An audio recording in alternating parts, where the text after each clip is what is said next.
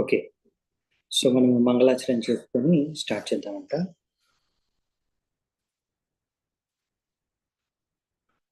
ఓం అజ్ఞానతిమిరాంధస్య జ్ఞానాంజనాశలాకయా చక్షోరున్మిళితం येन తస్మై శ్రీగురవే నమః. శ్రీచైతన్యమనోభీష్టం స్థాపితం येन భూతలే స్వయం రూపః కదా మహ్యం దదాతి స్వపదాంతికం. వందేహం శ్రీగురూన్ శ్రీయుతాకదకమలం श्रीगुरून् वैष्णवांश श्रीरूपं साग्रजातं सहगणरघुनाथान्वितां तं सजीवं साद्वैतं सावधूतं परिजनसहितं कृष्णचैतन्यदेवं श्रीराधाकृष्णपादान् सहगणललिता श्रीविशाखान्वितांश्च नमा ओं विष्णुपादाय कृष्णप्रेष्ठाय भूतले श्रीमते भक्तिवेदांत स्वामिने ते नामिने. नमस्ते सारस्वते देवे गौरवाणी प्रचारिणे निर्विशेष शून्यवादी पाश्चात्य देशतारिणे. नमो महावदन्याय कृष्णप्रेम प्रदायते कृष्णाय कृष्णचैतन्या नामिने गौरत्विषे नमः. हे कृष्णा करुणा सिंधो दीनबंधु जगत्पते गोपेश गोपिका कांत राधा कांत नमोस्तुते. तप्त कांचन गौरांगी राधे वृंदावनेश्वरी वृषभानुसुते देवे प्रणमामि हरिप्रिये. नीलाचलनिवासाय नित्याय परमात्मने बलभद्रसुभद्राभ्यां जगन्नाथाय ते नमः.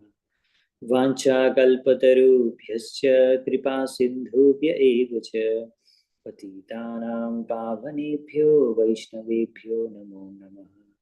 जय श्री कृष्ण चैतन्य प्रभु नित्यानंद श्री अद्वैत गदाधर श्रीवासादि गौर भक्तवृंद. हरे कृष्णा कृष्ण कृष्णा हरे हरे, हरे राम राम राम हरे हरे. हरे कृष्ण. సో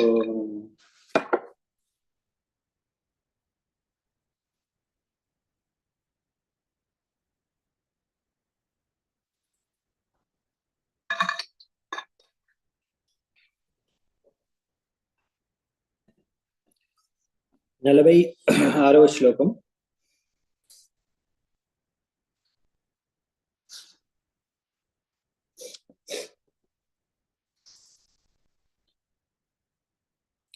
మౌనవ్రత శ్రుత తపోధ్యయన స్వధర్మ వాక్యారహో జప సమాదయ ఆపవర్గ్య ప్రాయః పరం పురుషతే త్వజితేంద్రియాణాం వార్తా భవంత్యుత నవాత్ర తు దంబికానాం.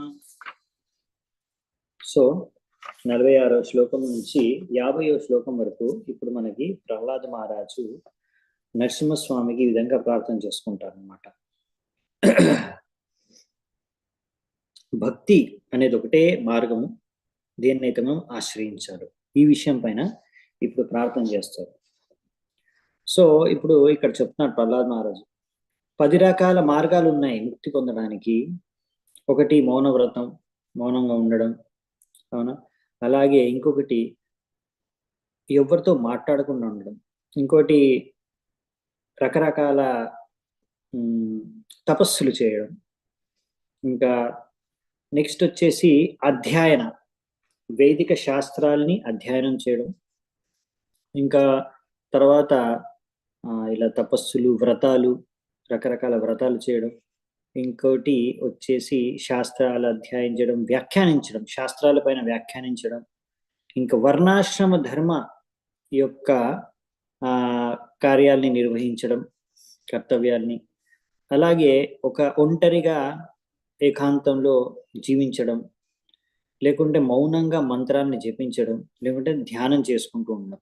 ఇటువంటివి 10 రకాల మార్గాలు ఉన్నాయి ముక్తి పొందడానికి, ముక్తి సంపాదించుకోవడానికి. కానీ ఇవన్నీ కూడా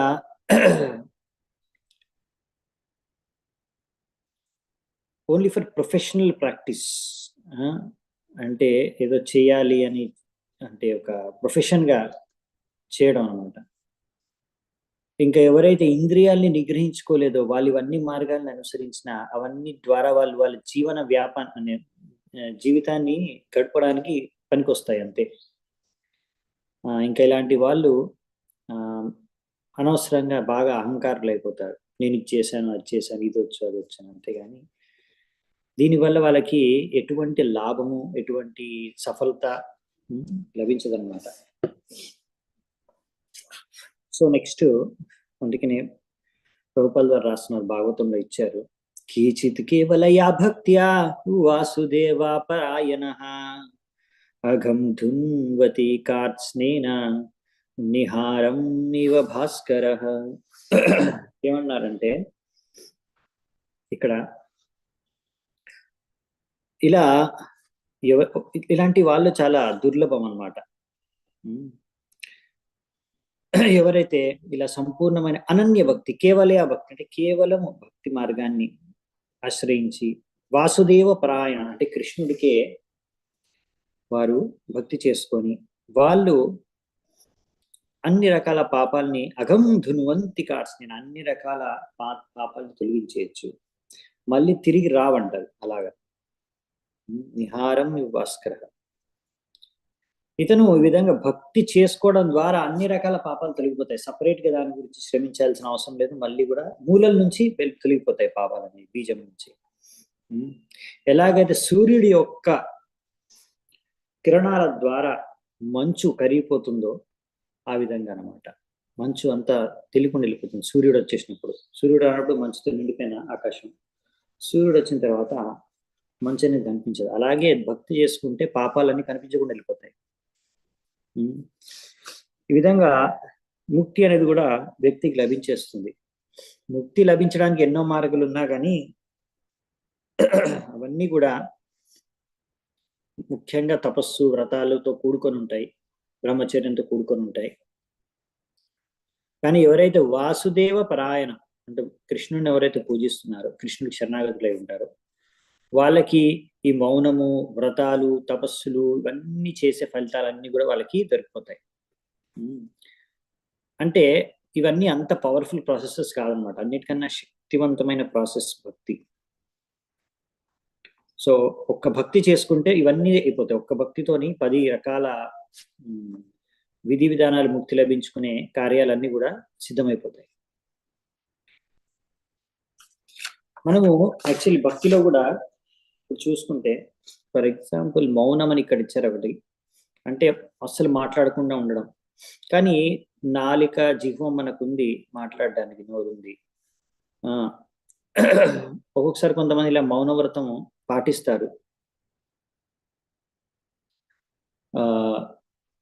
ఈ విధంగా ఒక రోజు, ఒక వారం.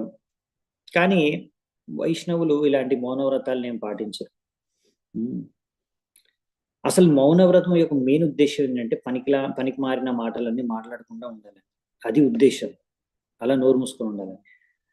కానీ ఎందుకంటే జనాలు కప్పలు అరిచినట్టు అరుస్తూ ఉంటారు, ఇక్కడ అక్కడ, ఎక్కడ ఛాన్స్ దొరికితే అక్కడ మైక్ పట్టుకొని ర్యాలీల్లో, మీటింగ్లో. సో అందుకనే శ్రీ రూప గోస్వామి చెప్పారు, ఫస్ట్ వాచో వేగం, మన మాట్లాడే దీన్ని కంట్రోల్ చేసుకోవాలని. సో కొంతమంది నేను పెద్ద వ్యాఖ్య ప్రవక్త అని చూపించుకోవడానికి కూడా పెద్ద పెద్దగా మాట్లాడుతూ ఉంటారు. కానీ దానికన్నా మనం సైలెంట్గా ఉండడం బెటర్. అలా ఏదో ఒకటి పనికి మాలిందంతా వాగేదానికన్నా నోరు మూసుకొని ఉండడం బెటర్. కానీ ఇది ఎవరికి ఇది వర్తిస్తుంది? ఇలా మౌనవ్రతం అనేది ఎవరికి లాభదాయకం? ఎవరైతే ఎప్పుడు పిచ్చి పిచ్చిగా వాగుతూ ఉంటారో, భౌతిక విషయాల గురించి వాగుతూ ఉంటారో వాళ్ళకి మౌనవ్రతం అనేది పనికొస్తుంది. కానీ ఎవరైతే భక్తులు కాదో, వాళ్ళు ఎలాగో అనవసరంగా మాట్లాడుతూ ఉంటారు కదా, వాళ్ళు మూసుకొని ఉంటే నోరు బాగుంటుంది. కానీ భక్తులకి ఏంటంటే అవసరం లేదు. అది భక్తులకి భగవంతుడి గురించి మనము మాట్లాడవచ్చు. కాబట్టి వాళ్ళు అలా చేయలేరు కాబట్టి వాళ్ళకి మౌనవ్రతం బెటర్ అన్నమాట. కృష్ణుడి గురించి మీరు మాట్లాడలేకపోతే, కృష్ణ కథ చేయలేకపోతే సైలెంట్గా ఉండడం బెటర్. కానీ ఎవరైతే కృష్ణ కథ చెప్పగలరో, కృష్ణుడి గురించి చర్చించుకోగలరో వారు సైలెంట్గా ఉండాల్సిన అవసరం లేదు. ఎందుకంటే మనకు నోరిచ్చిందే కృష్ణుడి గురించి మాట్లాడడానికి. ఇంకా అంతే కదా, చైతన్య మహాప్రభు అందుకే అన్నారు కీర్తనీయ సదాహరి. భగవంతుడు కృష్ణుడు కూడా భగవద్గీతలో అంటారు సతతం కీర్తయంతో మా. నా భక్తులు ఎప్పుడు నా కీర్తన చేస్తూనే ఉంటారు. సతతం అంటే ఎల్లప్పుడు. సో కాబట్టి మౌనంగా ఉంటే ఎలా చేస్తాం మరి కీర్తన? అది సంభవం కాదు కదా. అందుకనే భక్తులకి మౌన వ్రతం అనేది ప్రశ్న లేదు. అంటే ప్రభుపాద వారు చాలా అంటారు మనం మౌనం అంటే ఇలాంటి వేరే కృష్ణుడికి సంబంధం లేని విషయాలు మాట్లాడడంలో మౌనంగా ఉండాలి, అంతేగాని కృష్ణుడికి సంబంధించిన విషయాలు మాట్లాడేటప్పుడు మనం మాట్లాడాల్సింది. సో ఈ విధంగా ఈ 10 రకాల మార్గాలు ఏవైతే చెప్పారో ఇక్కడ ముక్తికి, అవి భక్తుల కోసం కాదనమాట, వేరే వాళ్ళ కోసం. ఓకే, మీరు భక్తి చేసుకోకుండా ఏదైనా సాధించాలంటే చాలా కష్టం అనమాట. బేసికలీ మీకు ఇండైరెక్ట్ గా అర్థమవుతుంది, అర్థం చేపిస్తున్నారు ఇక్కడ ప్రహ్లాదుడు. కానీ ఎవరైతే కేవల భక్తి, కేవలయా భక్త్యా, సో ఎవరైతే ఓన్లీ భక్తి చేస్తున్నారో వాళ్ళకి ఇవన్నీ 10 మార్గాలు ఏంటి, అన్ని మార్గాలు ఇంకా ఆటోమేటిక్ గా అయిపోతాయి. సపరేట్ గా మళ్ళీ ఏమీ చేయాల్సిన అవసరం లేదు ఎక్స్ట్రా. ఇదే మనం అర్థం చేసుకోవాలి. చాలాసార్లు అనుకుంటారు ఓ భక్తి చేసుకుంటూ కూడా ఇంకా ఏమైనా చేయాలా, వేరే వేరే పద్ధతులు అనుసరించాలి, ఏం అవసరం లేదు. ముందేమైనా మీరు అనుసరించి ఉంటే ఉండొచ్చు, కానీ ఇప్పుడు భక్తి చేసుకుంటున్నారు కాబట్టి ఇంకా వేరే ఏ కర్మకాండ కానీ, జ్ఞానకాండ కానీ, ధ్యానం కానీ, ఇంకా ఈ రకరకాల వ్రతాలు ఏమి కూడా అవసరం లేదన్నమాట. ప్రహ్లాద్ మహారాజ్ చెప్తున్నారు ఇది. ఇది ఎవరి కోసం చెప్పారంటే అజితేంద్రియ. అజితేంద్రియ అంటే ఎవరైతే ఇంకా వాళ్ళకి ఇంద్రియాలని జయించలేదు, అంటే ఇప్పుడు వాళ్ళు కంట్రోల్ చేసుకోలేకపోతున్నారు వాళ్ళు మాట్లాడేది. సరే నువ్వు మాట్లాడకుండా నోరు మూసుకొని ఉంది అంటే వాళ్ళకి అది బెస్ట్ అనమాట. కానీ ఎవరైతే ఇంద్రియాలని కంట్రోల్ చేసుకున్నారంటే, ఇంద్రియాలని కంట్రోల్ చేసుకోవడం అంటే మన ఇంద్రియాలు మన కంట్రోల్లో ఉన్నాయి. మనం ఇప్పుడు కృష్ణుడి గురించే మాట్లాడాలనుకుంటే కృష్ణుడి గురించే మాట్లాడచ్చు, ఆ కంట్రోల్లో ఉంది మనం. సో అలాంటప్పుడు మనం కృష్ణుడి గురించి మాట్లాడచ్చు. మన ఇంద్రియాలు మన కంట్రోల్లో ఉన్నప్పుడు దాన్ని కృష్ణుడి కోసం ఉపయోగించవచ్చు. కాబట్టి మౌనంగా ఉండాల్సిన అవసరం లేదు. కానీ ఎవరైతే ఇంద్రియాలు కంట్రోల్లో లేవో వాళ్ళు మౌనంగా ఉంటే బెటర్ అనమాట, ఎందుకంటే వాళ్ళు కృష్ణుడి గురించి మాట్లాడలేరు. సో అందుకనే భక్తులకి ఫస్ట్ ఇది ఇంపార్టెంట్ అనమాట, కంట్రోల్ సెన్సెస్, ఇంద్రియాలని నిగ్రహించుకోవడం అనేది అసలు ఏ యోగ పద్ధతిలో అయినా ఇది కంపల్సరీ. భక్తి మార్గమే కాదు, ఏ మార్గం అనుసరించినా మినిమం మనస్సుని, ఇంద్రియాలను నిగ్రహించుకోవడం అనేది కంపల్సరీ. కానీ ఏ విధంగా అది జరుగుతుంది అనేది ప్రత్యేక పద్ధతిలో డిఫరెంట్ గా ఉంటుంది. భక్తిలో అయితే మనం ఆ ఇంద్రియాలని రిషికేశ సేవనం భక్తి రుచి, భగవంతుడి సేవలో వినియోగించి ఆ ఇంద్రియాలను మనం కంట్రోల్ చేస్తాం. వేరే పద్ధతిలో అయితే, అంటే వేరే మార్గాల్లో ఇంకా అవి చాలా కఠినమైన పద్ధతులు ఉంటాయి, మనం పాటించడం చాలా కష్టం. సో అందుకనే ఈ విధంగా మనం ఎప్పుడైతే అన్ని ఉపాధులు వదులుకొని, వేరే మార్గాలు, వేరే ధర్మాలు అన్ని వదులుకొని భగవంతుడు భక్తి చేసుకుని సంపూర్ణంగా ఇదే మెయిన్ మార్గం ఎంచుకున్నప్పుడు సర్వోపాధి వినిర్ముక్తం తత్పరత్వేన నిర్మలం. అప్పుడే నిర్మలం అంటే శుద్ధం అయిపోతాం. భక్తి మార్గాన్ని మనం ఆశ్రయించినప్పుడే తద్వారా మనం శుద్ధం అయిపోతాం. కాబట్టి ఇంకా వేరే మార్గాలన్నీ ఏదో ప్రతిష్ట కోసమో, ఏదో చూపించుకోవడం కోసమో, లేకపోతే అహంకారాన్ని పెంచుకోవడం కోసం తప్ప వేరే దేనికి పనికిరావు వేరే అన్ని. మన భక్తి సిద్ధాంత సరస్వతి ఠాకూర్ అన్నారు, దుష్టమన తుమి కిశర వైష్ణవ్ ప్రతిష్ఠార తారే నిర్జనేర గోరే తవ హరి నామ కేవల కైతో. సో ఏమన్నారంటే ఓ దుష్ట మన అంటే మనస్సు ఎంత దుష్టమైంది, ఎటువంటి వైష్ణవుడు నువ్వు, ప్రతిష్ట కోసం ఇలా ఏకాంతంలో వెళ్ళి జపం చేస్తున్నావా హరినామం. సో అందుకనే ఈ విధంగా వ్యక్తి ప్రతిష్ట కోసం చేయకూడదు అనమాట. ఏకాంతంలో ఉండడం ఏదో ప్రతిష్ట కోసం కాకుండా మనం ఏంటంటే హరినామం మాత్రమే మనము చేయాలి, ఇంకా భక్తి ప్రచారం చేయాలి. సో ఇలా భక్తి చేయకుండా, ప్రచారం చేయకుండా ఏదో ఏకాంతంలో వ్రతాలు, మౌన వ్రతాలు, లేకపోతే ఇలాంటివి వేరే వేరే వ్రతాలు, తపస్సులు చేస్తే దాంతో పెద్దగా మనకు ప్రయోజనం ఉండదు. చాలా కష్టతరం అవి చేయడం. హోల్ డే మౌనంగా ఉండడం ఈజీయా, లేకపోతే కనీసం అప్పుడప్పుడన్నా కృష్ణుడి కోసం గురించి మాట్లాడుతూ ఉండడం బెటరా? కృష్ణుడి గురించి అప్పుడప్పుడు ఏదో ఒకటి మాట్లాడడం బెటర్ కదా. ఎందుకంటే మౌనంగా హోల్ డే ఏం మాట్లాడకుండా ఉండాలంటే అది కొంచెం కష్టం. కొద్దిసేపు ఉండొచ్చేమో, తర్వాత ఎప్పుడప్పుడు మాట్లాడాలని అనిపిస్తుంది. సో అప్పుడు మీరు వాళ్ళు దాన్ని మాట్లాడకుండా ఉండడానికి చాలా కష్టపడాలి. దానికన్నా కృష్ణుడి గురించి మాట్లాడితే అది చాలా ఈజీ అనమాట మనకి. సో ఇలా ప్రతి ఒక్క ఇంద్రియాల్ని కూడా మీరు అనవసరంగా సప్రెస్ చేసి, అంటే ఎంగేజ్ చేయకుండా ఎంతసేపు ఆపేసి ఉంచుతారు, అది అలా ఉంచలేము. అందుకే బెటర్ ఏంటంటే ఎంగేజ్ చేయాలన్నమాట. అలా ఏం తినకుండా ఉండడం కన్నా ప్రసాదం తీసుకొని ఉండొచ్చు అనమాట, అది బెటర్, అది ఈజీ. సో ఆ విధంగా మరి నిర్జన భజన ఎవరు చేయొచ్చు అంటే హరిదాస్ ఠాకూర్ లాంటి వాళ్ళు నిర్జన భజన చేసుకోవచ్చు ఏకాంతంలో. అలా మనలాంటి వాళ్ళకి భక్తుల సాంగత్యంలో భజన చేసుకోవడం, కీర్తన చేసుకోవడం, శ్రవణం చేసుకోవడం బెటర్. ఎందుకంటే మనము లేకపోతే ఏకాంతంలోకి వెళ్తే మాయ ద్వారా ప్రభావితం అయిపోవచ్చు, లేకపోతే మనం నిద్రపోవచ్చు అలా. కాబట్టి అది ఎంతవరకు మనం ఒక్కరం కూర్చొని ఏకాంతంలో జపం చేస్తామో తెలియదు. అలా ఏకాంత ప్రదేశంలో నివసించడం సంపూర్ణంగా మనం ఒక్కరమే, అది భక్తులకి శ్రేయస్కరం కాదు. ఎందుకంటే భక్తి అనేది సాంగత్యంలో ఈజీగా చేయొచ్చు అనమాట. మనం సమాజంలో ఉండి, భక్తుల సమాజంలో ఉండి భక్తి చేసుకోవడమే బెటర్.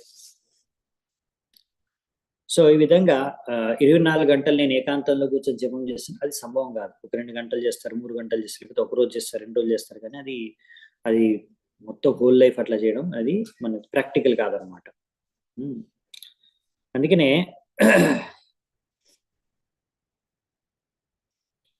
సో అందుకని ఇక్కడ మనకు అర్థం చేసుకోవాల్సింది ఏంటంటే, ఇలా ఓన్లీ భక్తి చేసుకోకుండా ఇవన్నీ చేసుకుంటూ కూర్చుంటే పెద్ద ఫలితం అనేది ఉండదన్నమాట. ఓన్లీ అహంకారం పెరుగుతుంది. నేను ఎంత పెద్ద తపస్సు చేశాను, నేను ఎంత చదివాను, లేకపోతే అలాంటివి ఉంటాయి తప్ప మనకి ముక్తి అనేది లభించదు. నెక్స్ట్ 47. ఇంకా భక్తి ద్వారానే మనం అన్ని అర్థం చేసుకోవచ్చు అనే విషయాన్ని కూడా ఇక్కడ చెప్తున్నారు అన్నమాట 47లో. రూపే ఇమే సదసతి తవ వేద సృష్టే బీజాన్ కురావివ నచాన్యదరుపాక్షయ యుక్తా సమక్షముభయత్ర విచక్షంతే త్వాం యోగేన వహ్నిమివ దారుషు నాన్యత స్యాత్. సో ఇక్కడ ఏం చెప్తున్నారంటే, ఈ యొక్క by authorised process of Vedic knowledge, మన ఈ యొక్క పరంపరలో మనం ఎప్పుడైతే వేదిక జ్ఞానాన్ని స్వీకరిస్తామో ఇక్కడ మనం అర్థం చేసుకోవచ్చు, భగవంతుడే అన్నిటికీ కారణం.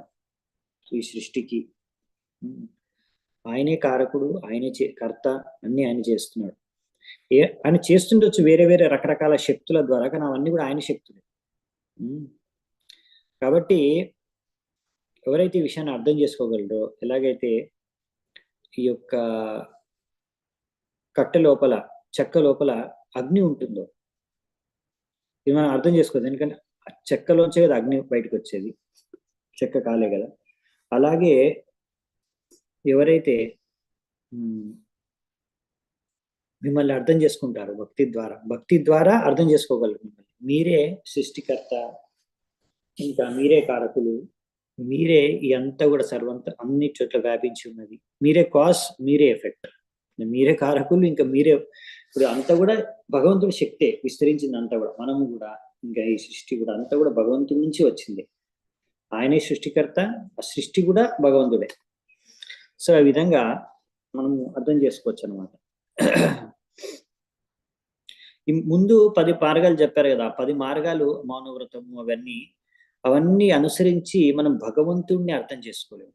ఈ భగవంతుడే అన్నిటికీ కారకుడు, సర్వకారణ కారణం అనే విషయాన్ని అర్థం చేసుకోలేము.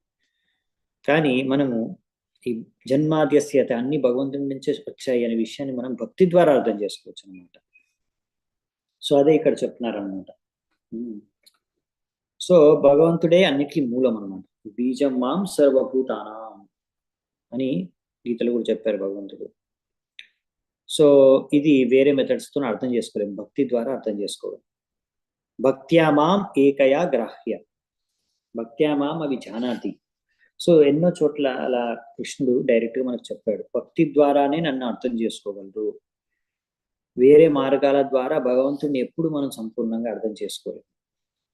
సో భక్తి ఒకటే మార్గం అన్నమాట. ఎందుకు అర్థం చేసుకోవాలందుకు భగవంతుడు అంటే అర్థం చేసుకోవడమే కదా వేదాల యొక్క సారం. వేదైశ్చ సర్వేర్ అహం ఏవ వేద్యో, భగవంతుని అర్థం చేసుకోవడమే సారం. అవి వేరే మార్గాలు అనుసరించి భగవంతుని అర్థం చేసుకోలేము. మరి అలాంటప్పుడు ఆ మార్గాలను అనుసరించి ఏం లాభం? కాబట్టి భక్తి చేసుకుంటేనే భగవంతుని అర్థం చేసుకోవాలి, అది భగవంతుడు చెప్పాడు. కాబట్టి భక్తి అనేది ఒకటే అన్నిటికన్నా శ్రేష్టమైన మార్గం అనేది ఇక్కడ ప్రహ్లాద్ మహారాజు చెప్పదలుచుకున్నాడు. త్వం వాయురగ్నిరవనిర్ వియదంబు మాత్రాః ప్రాణేంద్రియాణి హృదయం చిదనుగ్రహశ్చ సర్వం త్వమేవ సగుణో విగుణశ్చ భూమన్ నాన్యత్వదస్త్యపి మనో వచసా నిరుక్తం. సో ఇక్కడ ఏం చెప్తున్నారంటే, ఓ భగవంతుడా, అన్ని చోట్ల మీరే ఉన్నారు.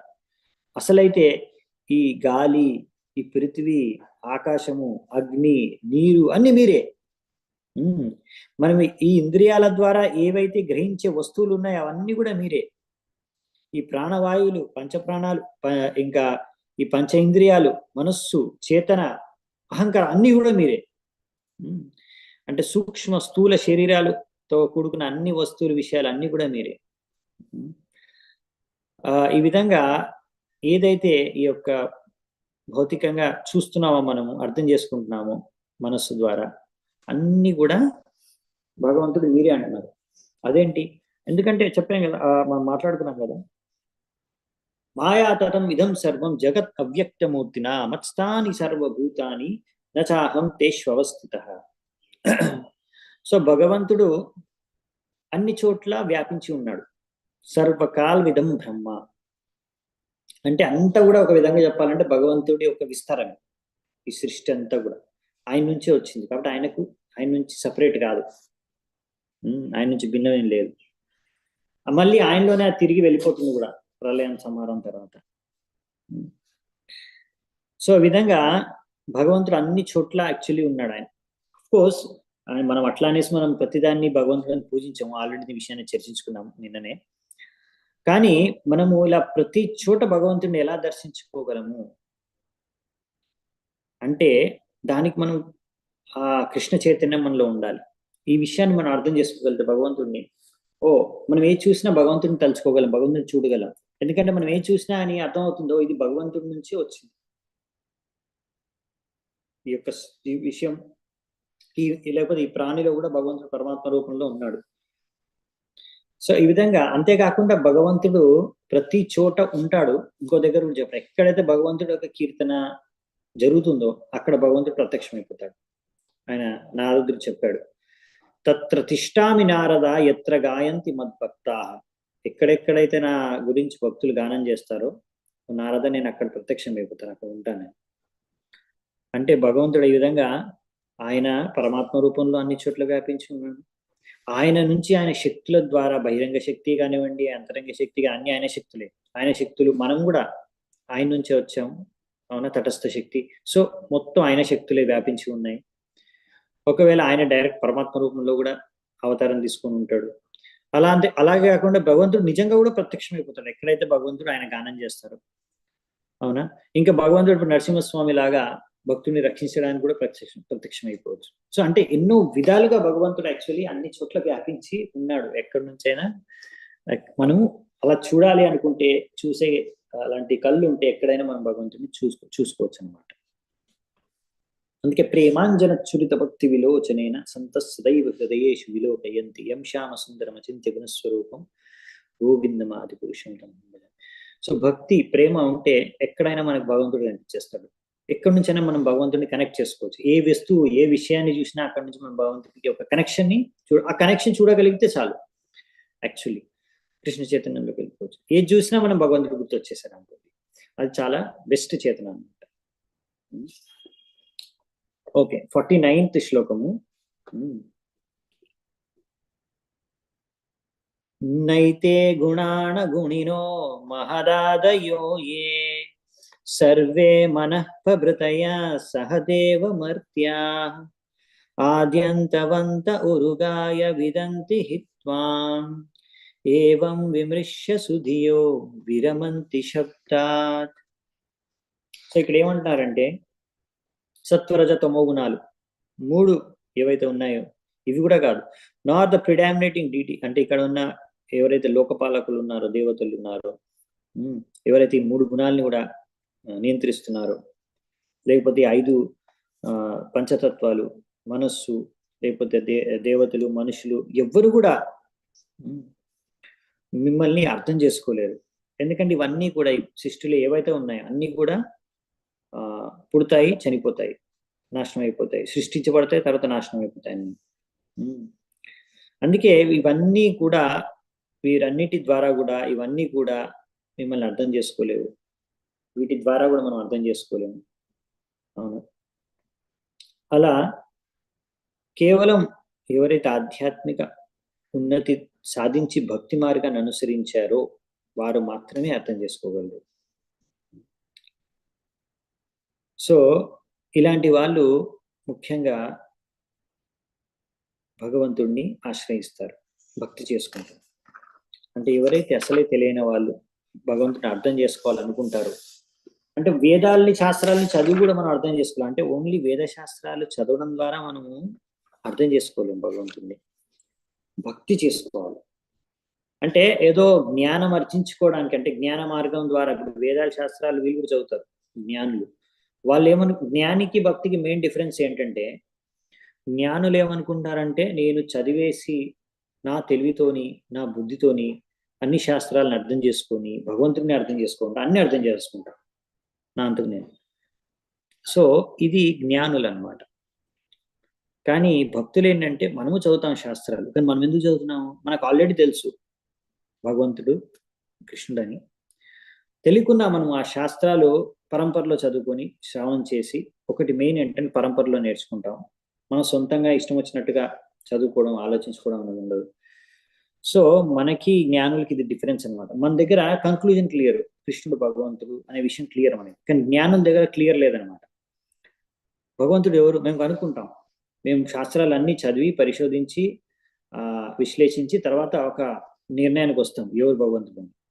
అది జ్ఞానులు అనమాట. కానీ భక్తులు అలా కాదు, మనము శాస్త్రాలు చదువుతాం, కానీ మన డిఫరెన్స్ వాళ్ళ డిఫరెన్స్ అంటే మనం ముందు నుంచే క్లియర్గా తెలుసు కృష్ణుడు భగవంతుడు. సో ఇదంతా కూడా మనము పరంపరలో నేర్చుకుంటాం ఆచార్యుల దగ్గర నుంచి. బేసికలీ ఇక్కడ శ్రవణం చేస్తాం మనం శాస్త్రాల ద్వారా. సో ఇక్కడ నుంచి మనం ఓన్లీ భగవంతుడు ఇంకా గుణమహిమల్ని, ఇంకా భగవంతుడి గురించి విషయాల్ని తెలుసుకుంటాం. అంతేగాని ఇక్కడ నుంచి మనము భగవంతుడిని ఎవరు భగవంతుడు, అసలు భగవంతుడు ఉన్నాడా లేడా అనే విషయాలు విశ్లేషించడానికి మనము యాక్చువల్లీ శాస్త్రం చదవట్లేదు.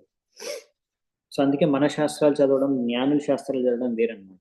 మనం ఇక్కడ భక్తితో, ఇది ఒక భక్తి కార్యంగా మనం చదువుతున్నాం. ఇప్పుడు భాగవతం చదువుతున్నా, భాగవతం విని, ఇదంతా ఒక భక్తి కార్యంగా మనం చేస్తున్నాం. మనము ఏదో శాస్త్రాలు చదివేసి భగవంతుడిని అర్థం చేసుకుంటామనే ఉద్దేశంతో చదవట్లేదు. ఇలా భక్తి చేసుకుంటే భగవంతుడు కృపదలిస్తే మనము ఏదైనా అర్థం చేసుకోవచ్చు. అల్టిమేట్లీ మనం భగవంతుడిని అర్థం చేసుకోగలిగేది భగవంతుడు మన పైన దయ చూపినప్పుడే అనేది మనకు చాలా క్లియర్ అనమాట.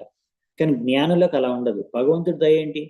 నా తెలివితేటలతో నా బుద్ధితోనే నేను అన్ని అర్థం చేసుకుంటాను, నాకు ఎవరి దయ అవసరం లేదు. అది జ్ఞానం అనుకునేది అలా. కానీ భక్తుడు అలా అనుకోడు.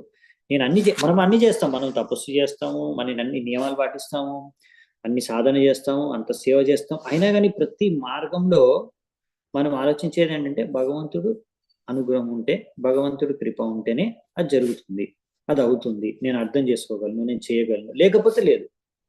భగవంతుడు ఇచ్చ ఉంటేనే అది జరుగుతుంది, లేకపోతే లేదు. సో ఈ అండర్స్టాండింగ్ భక్తులకు ఉంటుంది, అది జ్ఞానులకైతే అలాంటిది ఉందన్నమాట.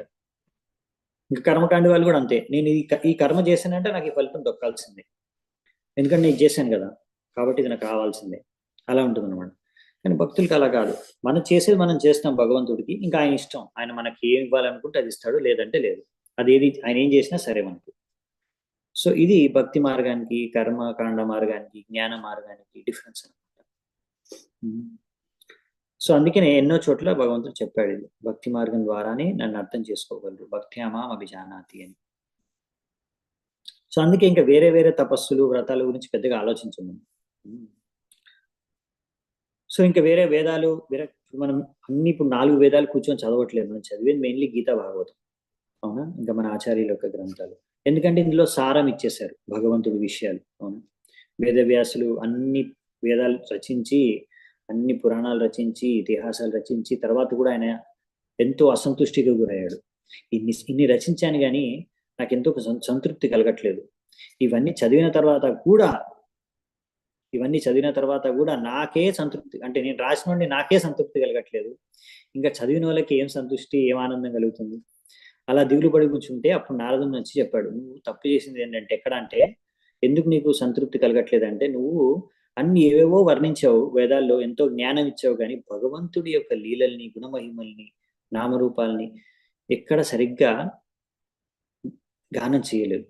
సపరేట్గా ఒక పుస్తకం రాయి, ఎక్కడైతే భగవంతుడి యొక్క భక్తి మార్గాన్ని, భగవంతుడి యొక్క గుణరూప లీల మహిమల్ని సంపూర్ణంగా వర్ణించు, అప్పుడు నువ్వు సంతృప్తి చెందుతావు. ఎందుకంటే భక్తి ద్వారానే వ్యక్తికి సంతృప్తి పొందగలడు. వేరే జ్ఞాన మార్గం ద్వారా వ్యక్తి సంతృప్తి పొందలేడు, ఆనందం పొందలేడు. సో అందుకనే మళ్ళీ వేదవ్యాసుడు ఈ యొక్క దీన్ని రచించారు, ఏది, శ్రీమద్ భాగవతాన్ని. శ్రీమద్ భాగవతం రచించడానికి కారణమే అది. సో అందుకనే మనము వేరే వేదాలు ఇంకేమి చదవం అనమాట. అందుకే చైతన్య మహాప్రభుని కూడా మాయావాదులు అడుగుతారు, ఇదేంటి నువ్వు మాయావాది, మా సాంప్రదాయంలో దీక్ష తీసుకొని ఈ విధంగా గానాలు కీర్తనలు చేసుకొని తిరుగుతున్నావేంటి, ఇలా భావయుక్తుడై. ఇలా కాదు, మనము శాస్త్రాలు వేదాలు చదవాలి, ఉపనిషత్తులు చదవాలి అంటే. అప్పుడు ఆయన అన్నాడు అనమాట మహాప్రభు, వేదాలు రాసిన వేదవ్యాసుడే స్వయంగా అన్ని వేదాలు ఉపనిషత్తుల పైన ఆయన రాసిన టిప్పణి, తాత్పర్యం, సారం ఈ శ్రీమద్ భాగవతం. కాబట్టి ఆ వేదాల సారం అంతా ఈ శ్రీమద్ భాగవతంలో ఉంది. కాబట్టి మళ్ళీ మాకు సపరేట్గా వేదాలు చదివే అవసరం లేదు. సో అందుకే మనము ఋగ్వేద, యజుర్వేద ఇవన్నీ చదవము. కొంతమంది అంటారు, ఇప్పుడు వేదాలన్నీ లేవు, నశించిపోయాయి, కాలిపోయాయి, బూడిదైపోయాయి, సో మరి ఎలా మన నాలెడ్జ్ అంతా వెళ్ళిపోయింది, మన నాలెడ్జ్ అంతా వైదిక జ్ఞానం అంతా నాశనం. ఏమీ అవ్వలేదు, సారము గీతా భాగవతంలో ఉంది కాబట్టి ఏమీ నాశనం అవ్వలేదు. సో అందుకనే మనకు బెంగపడాల్సిన అవసరం లేదనమాట, మనం వేదాలు చదవాల్సిన అవసరం కూడా లేదు. సో ఇక్కడ అందుకే నాకు చెప్పారనమాట, ఇంకా వేదాలు చదవాల్సిన అవసరం ఏముంది, ఎందుకంటే వేదాలు చదివిన తర్వాత నువ్వు అర్థం చేసుకోవాల్సింది ఏంది, కృష్ణుణ్ణి, భగవంతుడిని, భాగవతంలో ఉన్నదే. కానీ చాలా మంది వేదాలు చదివిన తర్వాత ఈ కంక్లూజన్కి వస్తారా, కృష్ణుడికి భక్తి చేసుకోవాలి, ఇదే అసలైన విషయం, ఇదే సారం అనే విషయాన్ని గ్రహించగలరా, అది డౌట్. ఎందుకంటే వేదాల్లో 99% వేరే విషయాలు, కర్మకాండ, జ్ఞానకాండ, ధ్యాన మార్గం, వేరే వేరే మార్గాలు, వేరే వేరే విషయాల గురించి వర్ణించారు. రకరకాల దేవతా పూజల గురించి రాశారు, రకరకాల యజ్ఞాలు, హోమాలు, వ్రతాలు, కర్మల గురించి రాశారు. భక్తి గురించి 1% కూడా లేదు వేదాల్లో, కానీ అదే సారం. సో మీరు ఎలా గ్రహించగలరు దాన్ని, ఆ 1%ని ఎలా వేదాల నుంచి గ్రహించారు? వేదాల్లో లక్షల లక్షల శ్లోకాలు ఉన్నాయి. ఇక్కడ మనకి భాగవతంలో టోటల్ 18,000 శ్లోకాలే మనము మొత్తం చదువుకోవడానికి జీవితం సరిపోతుంది. అటువంటిది ఇంకా వేదాలన్నీ చదివి దాని నుంచి అసలు సారం ఏంటి గ్రహించడం అనేది చాలా కష్టం. అందుకని అది మనకు అంతగా ఇంట్రెస్ట్ లేదనమాట, అంత అవసరం లేదు. వేదాలు చదవడంలో అంత ఇంట్రెస్ట్ చూపించము, భక్తి చేసుకోవడంలో ఎంత ఇంట్రెస్ట్ చూపిస్తాము. సో ఈ విధంగా అందుకనే తపస్సులు, వేదాలు చదవడం ఇవన్నీ మనకి ఇంపార్టెంట్ మార్గం కాదు. మనకి ఏంటంటే భక్తి మార్గం ఇంపార్టెంట్, అర్థం చేసుకోవాలండి భగవంతుని. నెక్స్ట్ 50వ శ్లోకము.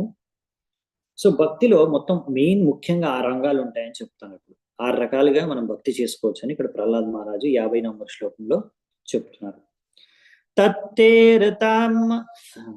తత్తేరతం మమ స్తుతి కర్మ పూజ కర్మ స్మృతిశ్చరణయో శ్రవణం కథాయాం సంసేవయా త్వయి వినేతి షడంగయా కిం భక్తిం జనః పరమహంస గతౌ లభేత.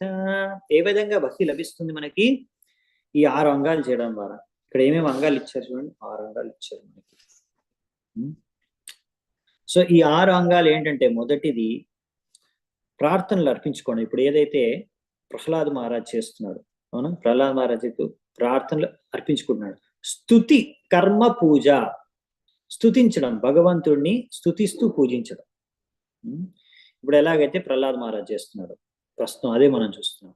నెక్స్ట్ ఏంటిది? కర్మ స్మృతిస్ అంటే ఫస్ట్ కర్మ, భగవంతుడి కోసం కర్మ కార్యాలు చేయడం. అంటే ఏ కర్మ చేసినా, ఏ కార్యం చేసినా అది భగవంతుడి కోసం, దాని ఫలితాలు భగవంతుడికి కూడా.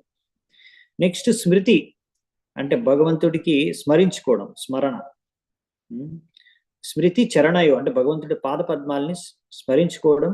శ్రవణం కథాయాం అంటే భగవంతుడి యొక్క కథను శ్రవణం చేయడం, భగవంతుడి గుణ మహిమల్ని శ్రవణం చేయడం. సంసేవయ, ఈ విధంగా మనము భగవంతుడికి భక్తి చేసుకోవచ్చు అనమాట. భగవంతుడిని ఆరాధించుకోవడం, భగవంతుడికి ప్రార్థనలు చేయడం, భగవంతుడి కోసం కార్యాలు చేయడం, భగవంతుడికి కార్యాల యొక్క ఫలితాలను ఇవ్వడం, అలాగే భగవంతుడి యొక్క పాద పద్మాల్ని స్మరించుకోవడం, ఇంకా భగవంతుడి యొక్క గుణరూపలీల మహిమల్ని శ్రవణం చేయడం. ఈ విధంగా మనం పరమహంసులకు దగ్గరున్న భక్తిని మనం కూడా పొందవచ్చంట. సో అది వేదాల్లో ఇక్కడ చెప్పారన్నమాట. మనం ఓన్లీ వేదాలు చదవడం ద్వారా మనం యాక్చువల్లీ భగవంతుడిని పొందలేము, అర్థం చేసుకోలేము. భగవంతుడి యొక్క కృప ద్వారానే ఇక్కడ ప్రభుపాల ద్వారా రాస్తున్నారు. Only by the grace of the supreme lord can one understand him. కానీ ఆ గ్రేస్, ఆ యొక్క కృప, అనుగ్రహం ఎప్పుడు దొరుకుతుంది? మనం భక్తి చేసుకున్నప్పుడే, లేకపోతే వేరే మార్గం లేదు. సో అందుకే పరమహంస భక్తులందరూ కూడా భక్తి మార్గాన్ని ఎందుకు ఎంచుకున్నారంటే అందుకే.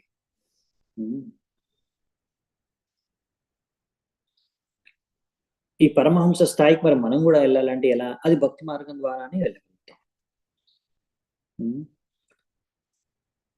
సో అందుకే యాక్చువల్లీ భాగవతం, ఈ గ్రంథం ఏదైతే ఉందో, ఇది పరమహంస స్థాయిలో ఉన్న భక్తులు ఈ భాగవతాన్ని బాగా రిలీజ్ చేస్తారు, ఆస్వాదిస్తారనమాట రసాన్ని. బద్ధవస్థలో ఉన్న వాళ్ళు, సంసారంలో ఉన్న వాళ్ళందరూ అంతగా ఆస్వాదించకపోవచ్చు, కానీ వాళ్ళకి అది కనీసం ఔషధంలా అయితే పనిచేస్తుంది భాగవతం అని. అందుకనే ఇక్కడ ముహురహో రసిక భవి భావుక. సో ఎవరైతే నిర్మత్సరాణం సో ఎవరైతే ఏమాత్రం ఆశ్చర్యభావం లేదు పరమహంసులు ఉంటారో, వాళ్ళందరూ ఇక్కడ రసాన్ని ఆస్వాదిస్తారు. మరి ఈ సంసారంలో, భవసారంలో ఉన్న వాళ్ళందరూ, బద్ధజీవులందరూ కూడా, వాళ్ళకు కూడా ఇది ఒక ఔషధంలో పనిచేస్తుంది. సంసారినాం కరుణయా, సంసారంలో ఉండే వాళ్ళందరికీ కరుణ చూపించడానికే శుకదేవ్ గోస్వామి ఈ యొక్క భాగవతాన్ని చెప్పారు. వ్యాసదేవులు ఈ భాగవతాన్ని రచించారు. సంసారినాం కరుణయా పురాణ గుహ్యం అని అందుకే ముందే భాగవతంలో రాశారు, స్టార్టింగ్ లోనే. అంటే ఇది ఇద్దరికి పనిచేస్తుంది అన్నమాట, ఇద్దరికి అవసరం. ఒకటి శుద్ధ భక్తులు దీన్ని రిలీజ్ చేస్తారు, ఇంకా బద్ధజీవులు దీని ద్వారా శుద్ధి చెందుతారు, శుద్ధమవుతారు. సో మీరు ఏ అవస్థలో ఉన్నా కానీ భాగవతాన్ని అనేది ఆశ్రయించవచ్చు, భక్తి మార్గాన్ని ఆశ్రయించవచ్చు. ఇంకా జ్ఞాన, యోగ, ధ్యాన, కర్మ ఇవన్నీ ఏవైనా ఉంటాయి వేరే మార్గాలు, అన్నిట్లో కూడా భక్తి కలిపితేనే ఫైనల్ గా దాని నుంచి కూడా ఏమైనా ఫలితం దక్కుతుంది, లేకపోతే అవన్నీ వేస్టే. అవన్నీ మిమ్మల్ని భగవంతుడి వరకు తీసుకెళ్ళలేవు. ఈ యోగా అంటే ఏంటి? భగవంతుడితో మనల్ని జోడించడం, ఈ ప్రాసెస్ ని యోగా అంటారు. కాబట్టి మీరు ఎందులోనైనా యోగా జోడించారంటే మరి అందులో భక్తి వచ్చేసినట్టే. భక్తి లేకుండా ఆ యోగా అనేది ఉండదు. అలా అన్నమాట. భక్తి యోగా అంటే కేవల భక్తి. కానీ ఇప్పుడు ధ్యాన యోగ, కర్మయోగ, జ్ఞాన యోగ అంటే అది జ్ఞానంతో పాటు భక్తి మిక్స్ అయింది అట్లా. కాబట్టి భక్తి యోగ మనం చేసుకున్నప్పుడు యాక్చువల్లీ భగవద్ధామానికి తిరిగి సక్సెస్ఫుల్ గా వెళ్ళిపోగలం అనమాట. ఓకే, సో ఇక్కడ మనకి ప్రహ్లాద్ మహారాజు యొక్క ప్రార్థనలు ముగుస్తున్నాయి అన్నమాట. ఇంకా నెక్స్ట్ వచ్చేసి ఇప్పుడు ప్రార్థనలు విన్నారు నరసింహస్వామి. తర్వాత మరి నరసింహస్వామి ఏమని ప్రహ్లాదుడితో మాట్లాడతారు ఇప్పుడు అనేది చూద్దాం. సో నారదుని చెప్తున్నాడు నెక్స్ట్ ఏం జరిగింది అనేది. శ్రీనారద ఉవాచ ఏతావద్వర్ణితో గుణో భక్త్యా భక్తేన నిర్గుణః ప్రహ్లాదం ప్రణతం ప్రీతో యతామన్యుర్ అభాషత. ఏమంటున్నాడండి నారదుని, ఆ విధంగా నరసింహస్వామి ప్రహ్లాద మహారాజు యొక్క ప్రార్థన ద్వారా ఆయన శాంతించాడు. ఎందుకంటే ఇవన్నీ ప్రార్థనలు కూడా ఆయన ఎంతో భక్తితో ఆయన అర్పించుకున్నాడు. సో భగవంతుడు తన కోపాన్ని త్యాగం చేశాడు. ఇంకా ప్రహ్లాడి పట్ల ఎంతో కరుణ చూపిస్తూ ఇలా మాట్లాడాడు. ఎవరైతే ఇప్పుడు ప్రహ్లాద మహారాజు ప్రణామాలు అర్పిస్తూ చూసి ఇప్పుడు ఈ విధంగా ప్రహ్లాదుడితో అంటున్నారు అన్నమాట. ఏమంటున్నారు భగవంతుడు చూద్దాం. శ్రీ భగవానువాచ ప్రహ్లాద భద్ర భద్రం తే ప్రీతోహం తే సురోత్తమా వరం వృణీ స్వాభిమతం కామపూరోస్మ్యహం నృణాం. నరసింహస్వామి ఏమంటా అంటే, ఓ నా ప్రియమైన ప్రహ్లాద, నువ్వు నీ అసురుల్లో శ్రేష్ఠుడివి, భద్రుడి, భద్రమైన వ్యక్తి, జెంటిల్మెన్. నీకు అంతా భద్రమే అంటే అంతా మంచిదే జరుగుగాక. నేను నీ ద్వారా ప్రీతోహం అంటే నేను ఎంతో ప్రీతి పొందాను, నీ ద్వారా ఎంతో సంతృప్తి చెందాను, నీ ద్వారా, నీ భక్తి ద్వారా. ఇది ఓ అసురోత్తమ, నువ్వు అసురుల్లో శ్రేష్ఠుడివి. వరం వృణీ స్వభిమతం, వరాలు ఇవ్వడం అనేది జీవులకి నాకు చాలా ఇష్టం, ఇది నా లీల. కాబట్టి నా నుంచి నువ్వు కూడా కామపూరోస్మ్యహం నృణాం, నువ్వు కూడా ఒక వరాన్ని, నీకేం వరం కావాలో కోరుకో, నేను తీర్చాలనుకుంటున్నాను అనేసి ఇప్పుడు నరసింహస్వామి ప్రహ్లాదుకు చెప్తున్నాను. నేను వరాలు ఇస్తాను, ఇవ్వాలనుకుంటున్నాను నీకు, చాలా హ్యాపీ నీతోని, అందుకే వరం నువ్వు కోరుకోని. సో భగవంతుడు భక్తవత్సలు. సో ఈ విధంగా భగవంతుడు ఇలా వరాలు ఇవ్వడం అనేది పెద్ద విశేషమేం కాదు, భక్తులందరికీ వరాలు ఇస్తారు భగవంతుడు, అది ఆయనకి చాలా ఇష్టం ఇవ్వడం. ఇంకా ఈ విధంగా ఇప్పుడు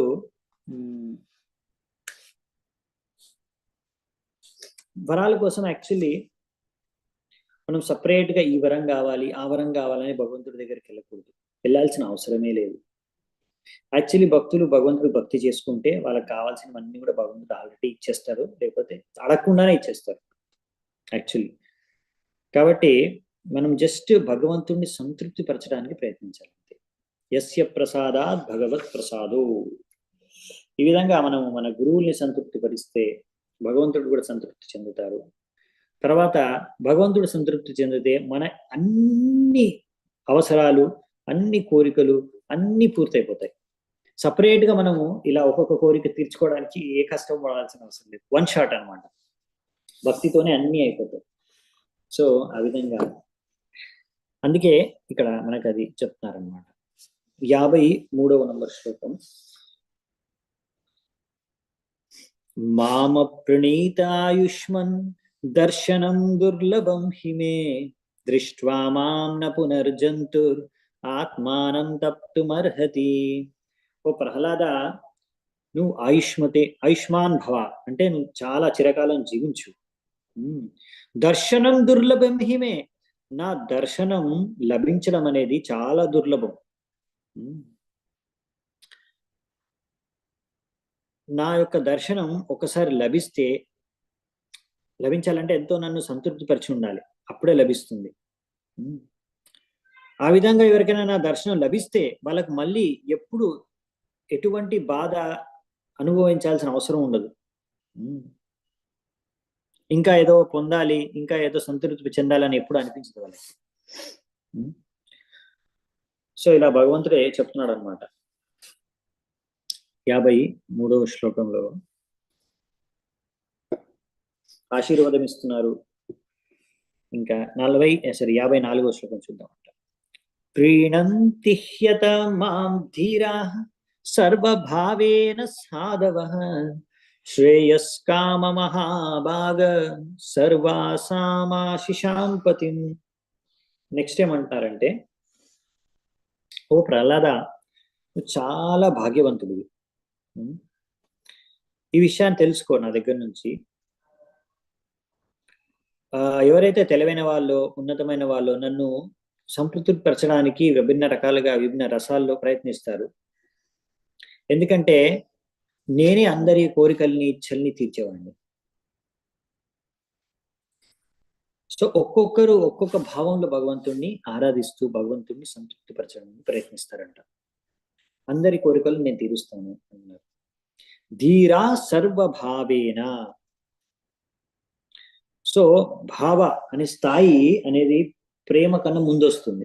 నవవిధ భక్తిలో మనం చూస్తాం. నవవిధ భక్తి కాదు, 9 స్తరాలు ఉంటాయి కదా, 9 స్టేజెస్ ఆఫ్ భక్తిలో.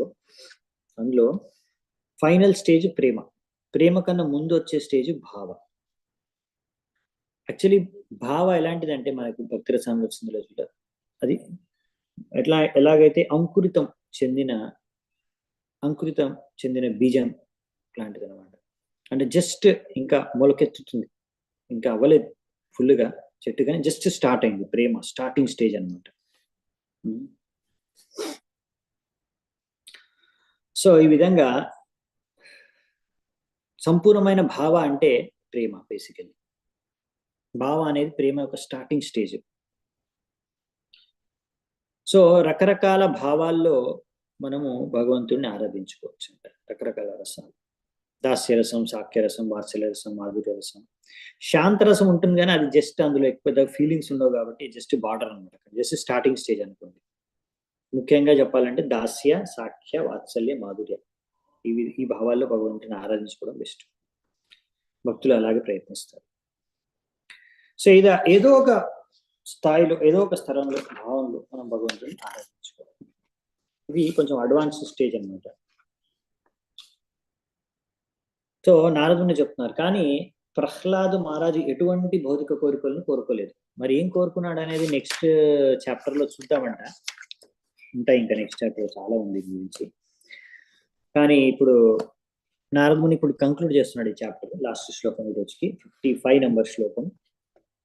శ్రీ నారద ఉవాచ ఏవం ప్రలోభ్యమానోపి వరైర్లోకా ప్రలోభణైః ఏకాంతివాద్ భగవతి నైచత్తానసురోత్తమః. ఏమంటాడు నారదుని? ప్రహ్లాద మహారాజు అసురోత్తముడు, అసురుల్లో ఉత్తమమైన వ్యక్తి. మామూలుగా అయితే ఎవరైతే అసురులు ఉంటారో వాళ్ళు ఎప్పుడు భౌతిక ఆనందం పొందడానికి ప్రయత్నిస్తూ ఉంటారు. కానీ ఇలా భగవంతుడు స్వయంగా కోరుకోనికి ఏం కోరిక కోరుకోవాలో కోరుకొని నేను తీరుస్తానని చెప్పినా గానీ అన్ని రకాల కోరికలు, అన్ని రకాల వరాలు భగవంతుడు భౌతికంగా ఇవ్వగలడానికి ఆయన రెడీగా సిద్ధంగా ఉన్నా కానీ కేవలం కృష్ణ భక్తి, అనన్య భక్తి చేస్తున్న ఈ ప్రహ్లాదుడికి ఎటువంటి భౌతిక కోరికలు, ఇంద్రియ తృప్తి కోసం నాకు అవసరం లేదు అని ఆయన ఒక్క కోరికను కూడా అడగలేదు భౌతికంగా.